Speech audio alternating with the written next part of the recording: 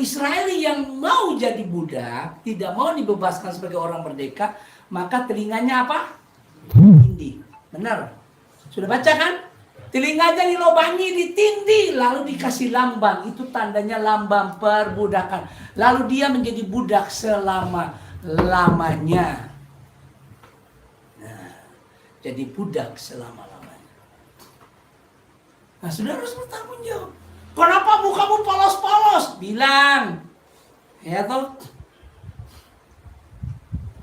Karena make up adalah atribut seorang perempuan pelacur. Di mana tertulis? Lah wanita Isabel itu kan wanita pelacur.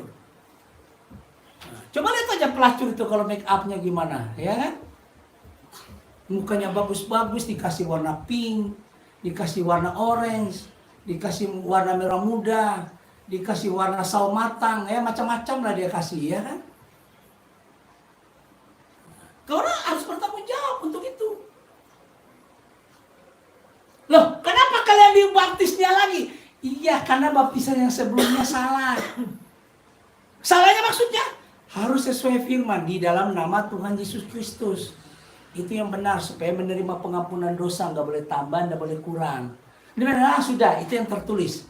Ya, saya nggak butuh ide dan pendapat. Katakan, saya lakukan sesuai yang tertulis. Dikatakan, kamu sesat karena tidak mengenal isi kitab suci maupun kuasa Tuhan. Jadi banyak orang Kristen tersesat tuh gara-gara tidak mengenal kitab suci.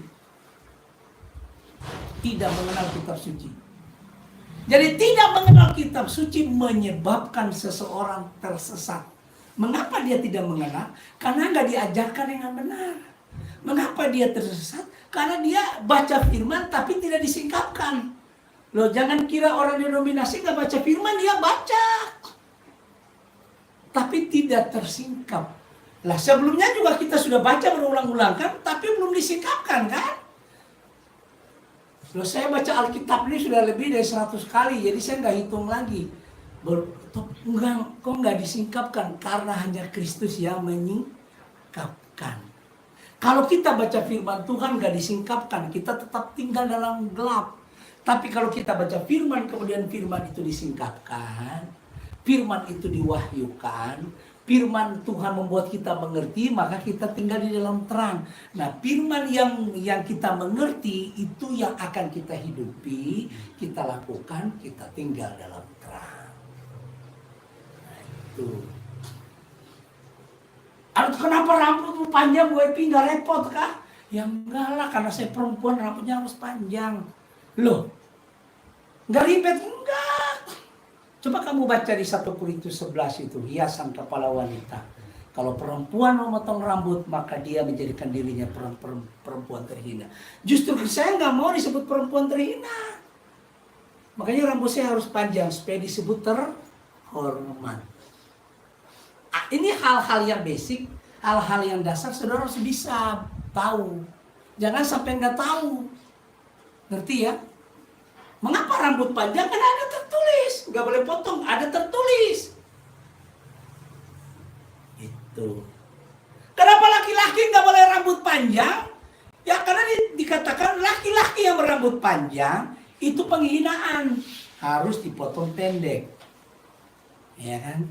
Nah, kita harus bertanggung jawab. Loh, kenapa kamu kemana-mana? Budi, kok pakai celana panjang terus? Nggak repot kah?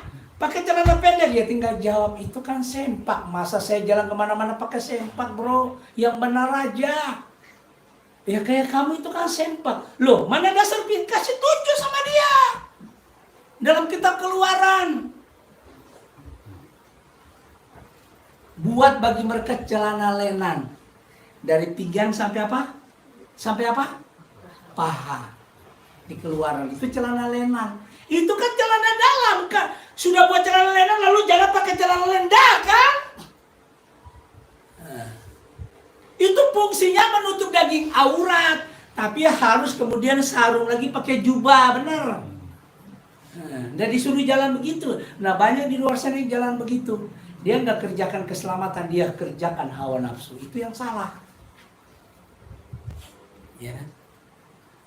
Itu hal-hal yang dasar ini, saudara harus bisa tahu. Jangan sampai tidak tahu. Jadi ketika